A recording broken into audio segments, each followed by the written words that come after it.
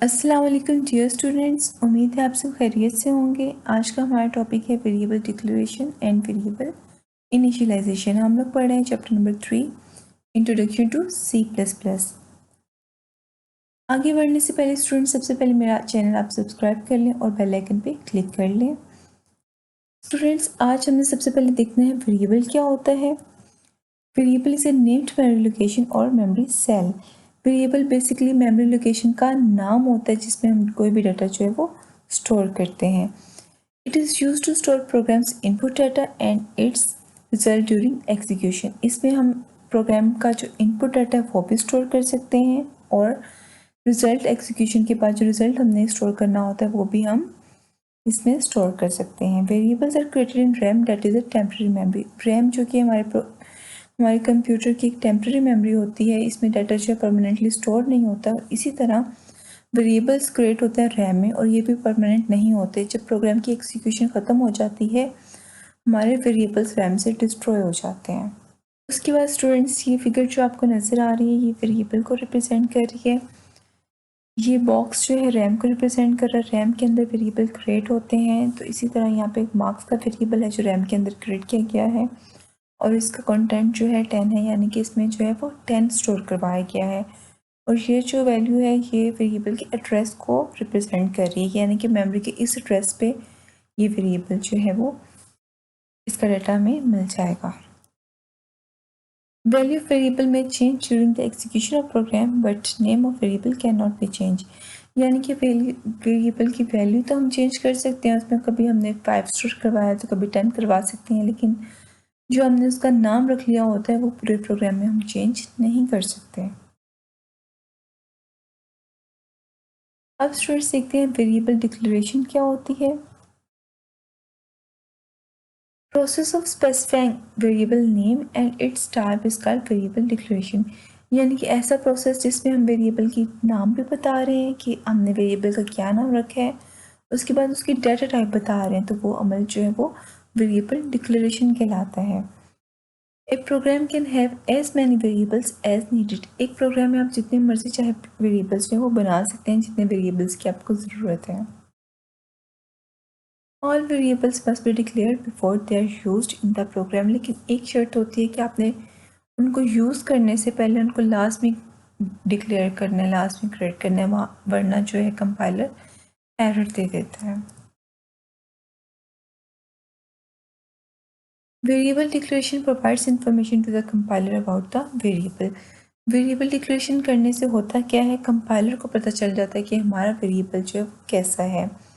Compiler uses the declaration to determine how much memory is needed for each variable.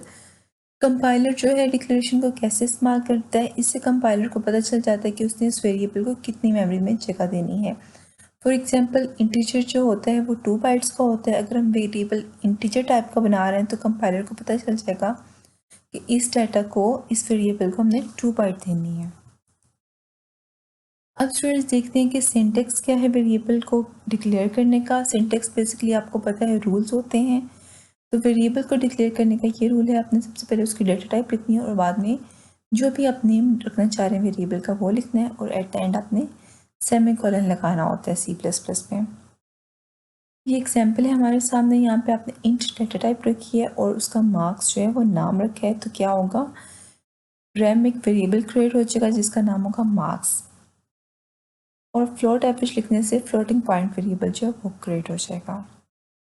4 grade लिखने से character type का एक variable create हो जाएगा जिसका नाम जो है वो ग्रेड रखा जाएगा और डबल सर्व लिखने से एक डबल टाइप का वेरिएबल जो है वो क्रिएट हो जाएगा। अब स्टूडेंट्स देख लेते हैं कुछ रूल्स के वेरिएबल डिक्लेयर करते वक्त हमने किन बातों का ख्याल रखना है। First letter must be alphabet और अंडरस्कोर। जब भी हमने वेरिएबल क्रिएट करना है तो उसका पहला लेटर यहाँ पे अल्फ़ाबेट होना चाहिए, यहाँ पे अंडरस्कोर होना चाहिए। Characters A to Z capital characters भी यूज़ हो सकते हैं वेरिएबल के नेम में, स्मॉल कैरेक्टर्स भी यूज़ हो सकते हैं, 0 to 9 जो है वो डिजिट्स भी यूज़ हो सकते हैं और अंडरस्कोर भी यूज़ हो सकते हैं।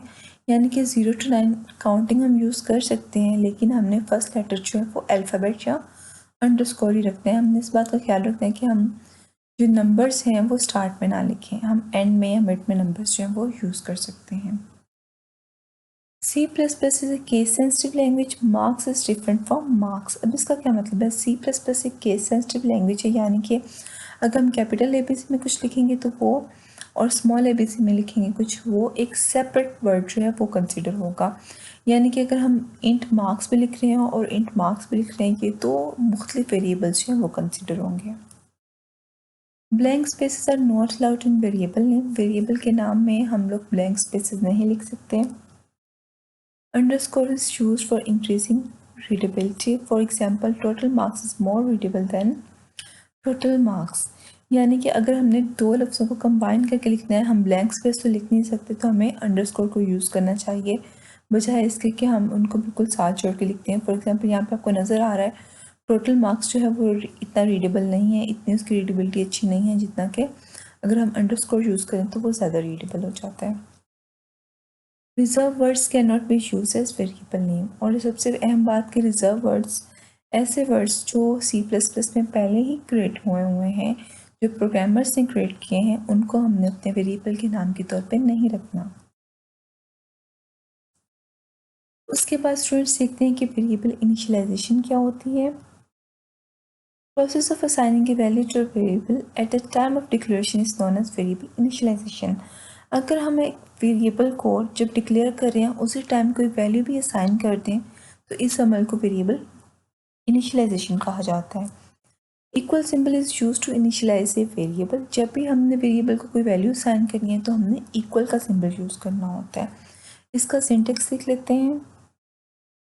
डाटा टाइप आपने ऐसे ही लिखनी है, उसके बाद आपने वेरिएबल नेम के बाद इक्वल लिख के वो वैल्यू लिख देनी होती है जो आप असाइन करना चाह रहे हैं वेरिएबल को। For example int marks is equal to 50। अगर आप मार्क्स में 50 स्टोर करना चाह रहे हैं तो आपने इक्वल लिख के 50 लिख देना है। उसके बाद float average is equal to 89.78।